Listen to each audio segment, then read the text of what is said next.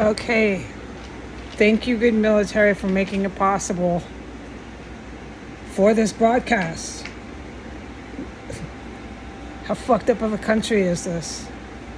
The time is 7:09 a.m., June 25th, 2025.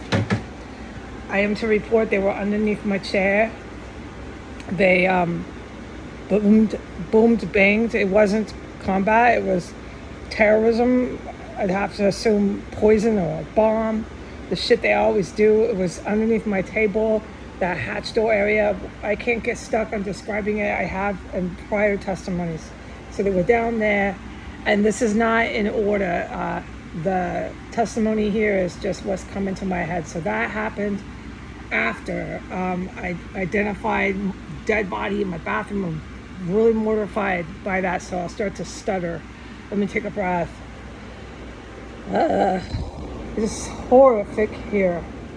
Okay, so there was and is still a dead body in my bathroom. Okay, calm down. And then they came after that. I came back in here. This is just kind of out of order, but I was in here, and then they came under my floor. Boom, boom. They did some sort of terrible shit. And then in order, what happened after they did that under my floor, the next thing was I got sick, but I didn't have to race to the bathroom. There was poison, more of this fucking gas. It's the stuff I call Saudi Arabian gas. How do you think I'm ever going to forget that when they left me here without any medical help? Oh my God, there's been I can think of 3, probably more, times where I needed to go to the doctor, but because of my vital signs, I didn't. Because the hospitals here are, oh God, they turned the hospitals in Washington, D.C. metro area into battlefields. And this is so out of the question, okay? So I'm very, very lucky. That's why I get on my knees. I personally pray. And that's why I get on my knees and I pray. I need to do that today, but it was a lot going on. I pray, okay, because I'm really, really lucky. And I know that. So I survived these poisons, and I'm back on my feet the next day. And you would too if you were me. That's why I get on my knees and I pray.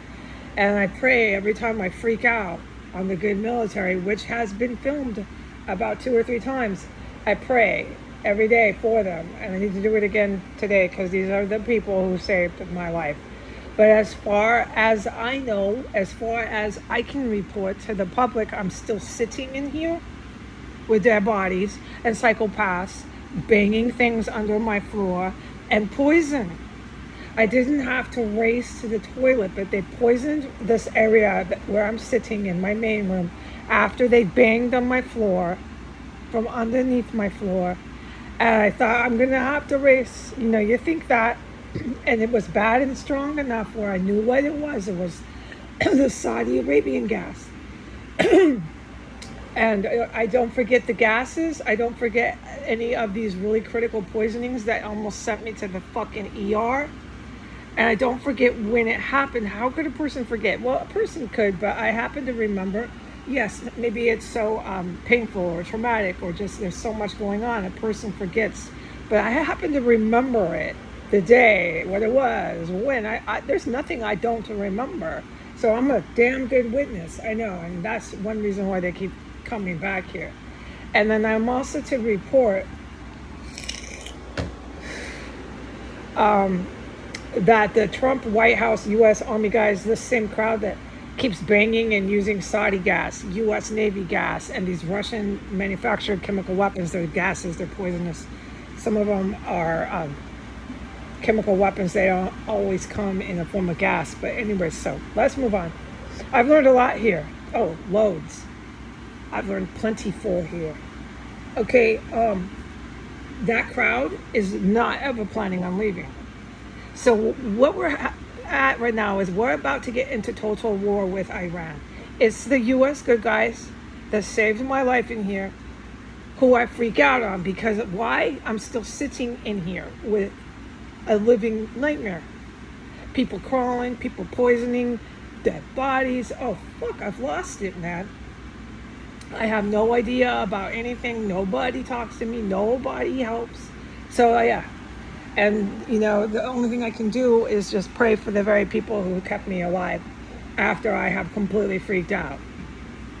That's all I can do, and just keep giving it to God, the great creator, whatever people want to see things, how the universe works. I just keep giving it, turning it over like, okay, this is out of my control. This is how I reacted. It wasn't good to scream at people like that. But then again, you are left here, and there is only so much a person can take. And good for you for saying something on the internet. So yeah, I probably didn't handle it right, but how many years can a person be sitting in this kind of horrific, traumatic situation and keep it together? No, there has been times where I just absolutely fucking lost my composure. But you still owe people an apology. I'm not going to cram that apology in because it needs to be more heartfelt. I need to apologize to the good military. Yeah, because you're screaming at them, so you have to apologize, okay? And then I needed just spiritually to keep praying for them.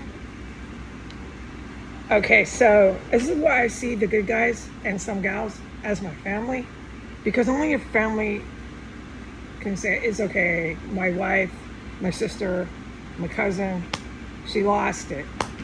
Or maybe a really good friend, like a best friend, but they're like family. They know she's in a terror cell. She fucking lost it. It's all right. They forgive you, man. But it doesn't come every day, those kind of friendships, that kind of bond. No, and so I'm still here to do everything in my power to keep these men and women safe. We're about to go into total war with the country of Iran, and this terror cell refuses to fucking vacate premise.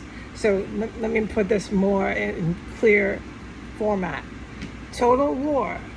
Please Google that. You can get that on Webster's dictionary. It's easier than trying to figure out what a Russian agent is, because that consists of way more than just a simple defining in your English dictionary. So total war can be defined in clear interpretation in your Webster's dictionary, okay? So we're about to get into total war in Iran. And these Iranian ISIS Muslim and neo-Nazi white terrorists think they're going to have this shit full speed ahead with a living live hostage inside one of the rooms of the compound running around going on YouTube while we're in total war. And don't forget, I'm 6 blocks from Donald J. Trump. Biden was down there before this.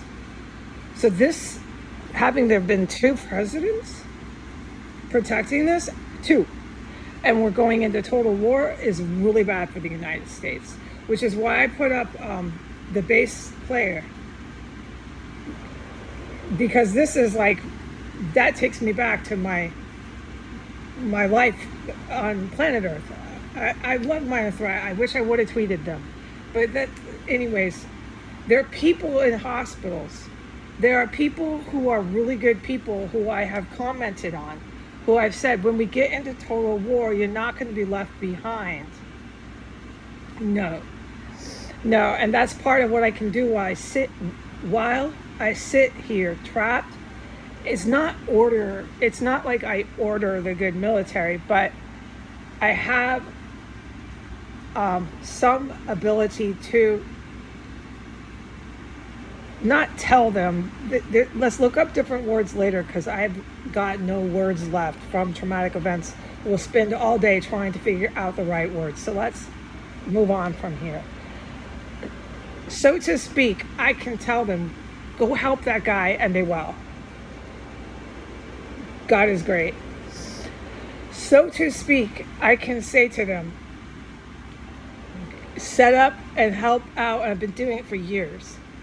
Get ready to help out your children, your women, your people who are in wheelchairs, your people who might be blind. You get my drift? Your people in hospitals. Get ready. And they're not dumb, so they already have a plan. Like I have said, when that government down the street collapses, they have already set up a big net, N-E-T, to catch it when it falls. All right. Now, clearly, after my breakdowns on the internet, I'm not in any sort of shape to take on any responsibility. No. Okay, so when that government falls, and when I finally see the action that I'm hysterical about and that I need to happen, that the rest of the good American people need to happen, and the good people in other countries around the world need it to happen. Action has to be taken on Muslim terrorists and white neo-Nazi Americans. End of story. End of discussion. Okay. At that point in time, when I'm out of the terror cell, I'm not smelling dead bodies. I'm not being poisoned, chased around, etc., etc. At that point in time, I can't take on responsibilities. I think everybody agrees. I'm just going to rest. What I need to say to cram this in 13 minutes is, as soon as I put on this testimony, those very people who are refusing to leave 6 blocks from the White House in a terrorist compound are going to dress up, or they're just going to drive up, because half of them are law enforcement, and they're going to say I have mental health issues, and they want to go on Instagram and arrest me again and again and again, after poisoning me, after plotting my life and making attempts for my life inside of a terrorist cell, after stuffing dead bodies all over in this house. They're going to walk right in with their bullets and their pistol and their handcuffs and go on video, as a matter of fact, and arrest Heidi Granger. So the stress and the horror persists, and it's still going on. I'm going to put this on right now. Goodbye.